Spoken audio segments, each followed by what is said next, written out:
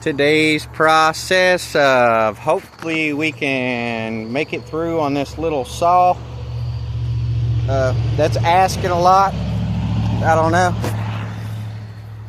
but we were able to just use shallow cuts and eventually get it cut through. And then we took you got to split it, but I like doing those deep cuts. It's pretty hard to get that to cut it through there, but you know, whatever, we're going to use it till it don't work. And what I've came up with is this little building here. I was able to cut them, I think it was like 5 inches, but I've got them laid in here to where we can figure something out. Just getting it laid out. We got to get this screwed on in. You know, I got zip ties holding the corner. I try to put a screw, you can see they're too short. I got some 5-inch screws, so we got to wait on those. You know, same thing on this side. We was able to get this beam cut today. Cut 2 of them. We still got these 2 in the front to do. I don't know if you can see that. We got these 2 in the front to do. One side's laying this way, one side's this way. We got to lay a board across the top of it and pick it up until it's eyeball close. Now this is a slap together. If we have to, we'll get a metal drum and put firewood in it. I've got a lid. We could cut a hole in the roof of this thing once we get it up. I got a lid. I can split that lid and make a cone and make some legs on that lid that just stick above the roof a little bit. Lose a lot of heat probably. Let's be honest, you're probably going to lose a lot of heat doing that. But if we have to, that's what we'll do. I'll get a metal drum and see if we can get some stovepipe and stick it out and use a metal drum. You know, it'll be smoky. But if we got a sleeping bag and like a reclining chair that's decent, you know, we can, you know, get it warm enough in here to go to sleep, hopefully, with the sleeping bag. And then when you wake up, you can build your fire. That's in case the power is off. Now, I got some 1.5-inch screws for all these boards here. You know, I think for every 1/2 inch of wood or every inch of wood, you got R6. So you imagine doing the boards like that from top to bottom. We'll have to do that around the bottom anyhow. You know, you do that right there to get your skirting. It looks good. But I was hoping to find some boards that are long enough or wide enough for where we can go all the way around. From top to bottom, if you catch my drift. When you do that, it takes care of the gap and it gives it extra strength. It won't go in and out, and that'll give you almost a full 2 inches of wood. I think that would be like R12 insulation. Don't quote me on that. It might be like R6, but every inch of wood's like R6 or R3. I can't remember. Been a long time. But we got to get the rafters on. We get the rafters on. Get those slats on. Worst comes to worst, we get some of that wrap and put around it and put a homemade door on it. As long as we can put us a little stove in here, good enough for now. On the truck, I got to wait for a tool to take off the grinding wheels. I've lost my tool, so I thought I had it put up. Maybe not. I'm still looking. If I can find it. It's got the 2 little tits on it. You just turn that little thing so we can start making motor mounts for the truck. I wanted to get a jump start on the building, so we got to get that taken care of a little bit. If you don't have the building done by winter time, we at least need to get the roof on it, get it wrapped with something, plastic, whatever, side skirts so the dogs just can't come in, a door on it, and a stove, a dirt floor. Eventually, you know, I could put a floor in it and, you know, have a regular wood stove or a coal stove that's got one of the little things on it to where you can just put a fire in it and it'll blow air or whatever.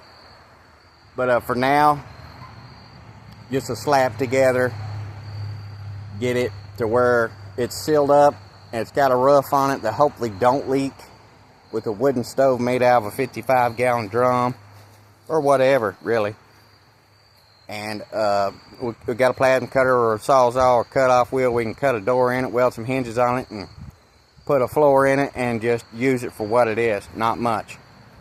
You know, hopefully nothing serious, but he starts talking ice storms and heavy snow. Heavy snow's not a big deal. I do snow. I like snow. But the power can go off. But with the ice storms, now we was out without power for like 6 weeks. And, you know, you could go to the store that wasn't open. So, you kind of can't really do nothing if you can't get to the store to get diesel fuel for the diesel heater. If the power's still on, it's going to get turned off. And if you can't get no gas for a generator, which we started on a generator, I'm still trying to scrap some stuff together. And I'm waiting on parts. I got a carburetor for that to hopefully get it to where we can start it and it'll run good. And we got to figure out a better way to start it. You know, you can wrap a rope around it and pull it, but man, that's pretty tough. Find a better pull rope setup, or you know, you might have to take it apart and put it back together a couple times, whatever it takes to make it start. We get it to where it's got a good carburetor on it. You know, you bust it off a couple times a week or once a week, and you know it starts good. Have a can of ether. We got to get parts for our diesel heater. We got to, you know, buckle down and get ready for winter. You know, they're telling people to get MREs and whatever else. Now, it's prediction, obviously. It could be just whatever. Who cares? But we need a place where we can stay warm. And if you don't have a place to stay warm, you know, I've got some stuff, but need a heavy blanket. I need a sleeping bag or whatever. You at least need a place to where you can warm up. So if you let the fire go out, you can get a sleeping bag, sleep in the bed, and then once you get up and get moving and get your fire going, at least be able to cook something. Need that flat top to cook or heat something up and eat. And, you know, it'll stay good and cold if it's good and cold, but you need a way to be able to cook. You know, propane, you couldn't even get no propane the last time, I remember. You know, I went through the 3 jugs of propane that I had put back, just in case. And, you know, that last jug was like, don't leave it on more than it needs to be left on. We was finally able to go to Prestonsburg, you know, about 60 miles up the road, and get a couple jugs filled. And, you know, we ran, luckily, you know, Dale, he passed away. Condolences. He had a generator that could run both our places, and, you know, he was good about whatever. But I helped him put that house up on the hill, and he stayed out here. And, you know, once we got through that little hiccup, he was up there living on the hill. But he's gone now, and they've sold that place to the neighbors we got there, good neighbors. So, but we got that little saw there. I almost said, well, maybe I need to get one. But do you really want to do that kind of thing? But, you know, we got to do what we got to do to make sure we've got a warm place to kick back and, you know, let it snow. Let the ice storms come. As long as I can open the door and dig my way out, and I got a place to where I can eventually heat it up and get it warm and have ways to stay warm, I'll be happy. So, don't have much wood. I even thought about getting some hardwood that's ready to go. You know, whatever it takes, you know. Run down, get a trailer load or something and just stack it up. That way I know I'm ready. You know, that wood there, it's just soft wood and it belongs to somebody else, and, you know, I don't want to argue with somebody when it comes to staying warm. So I would never have to. You know, he knows if I get too cold, I would burn some of the wood. It's not going to burn it all. But, you know, if he's got plans for it, I really don't want to encroach on his whatever. It still needs cut down a lot. You know, it needs processed, split. It's still green. You know, good for camping, obviously, but a stove, it's just not going to work. I like to have some hardwood and some coal, some good house coal. You know, if you had about a good ton or 2 tons, big blocky coal. You can stick it in there and you don't have to maintain the fire as much. Once you do got it going, hopefully you got it going good enough you leave the door open. Oh, Bubby, I'm warm and toasty. You know what I mean?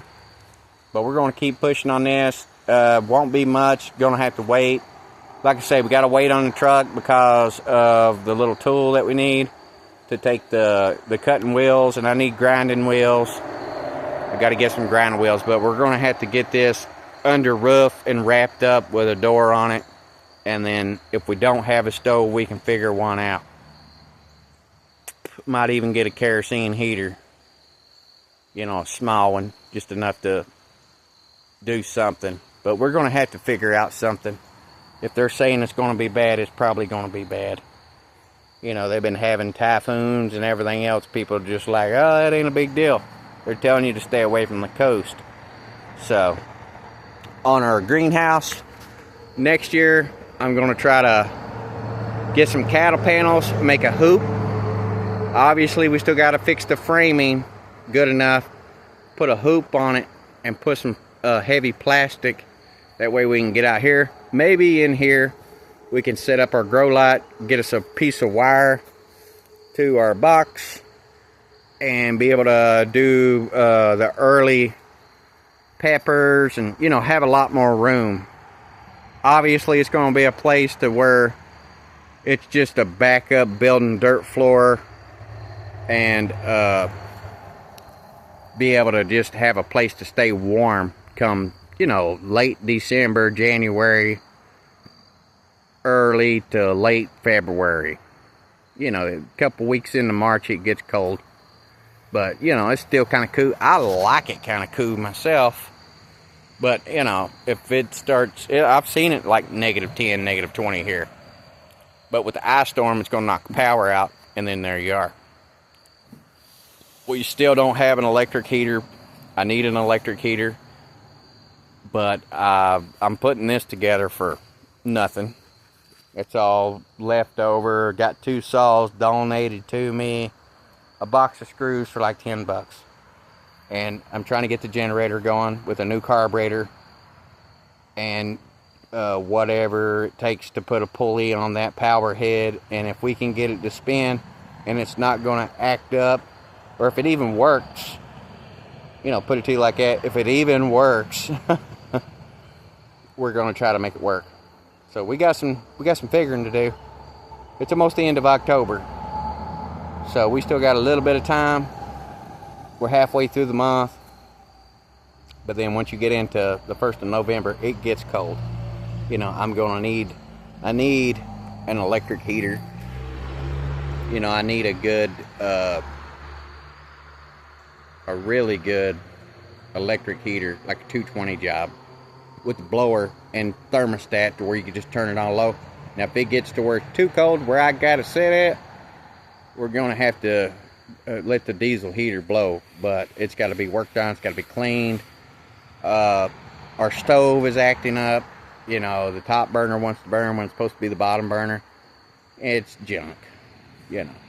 Yeah, if I'm having to work on it, it's just not going to last.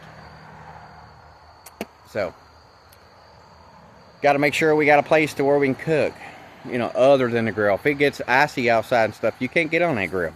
You know what I mean? We actually might have to put the grill in here once ever we get it situated enough to where you could let fumes out or whatever would be the problem there. Just get it out of the weather enough to where you can use it. You know, you walk in here, you can cook something in this building and take it in the house or eat it in here. Either way. You know, if it's icy, stuff like that, you can't even, the knobs won't work, you can't get the lid to open. It's a nightmare. And plus, you know, you get all that water everywhere, so probably need to pull it off the porch. If we can get under roof and have a spot, you know, it's going to be not going to be sealed up 100%. It's not going to be like vinyl siding and all that, insulated with a floor in it or nothing. It's just going to be a basic get out of the weather. It's got a stove in it in case you need to be warm, or be able to warm up after you go to sleep and wake up.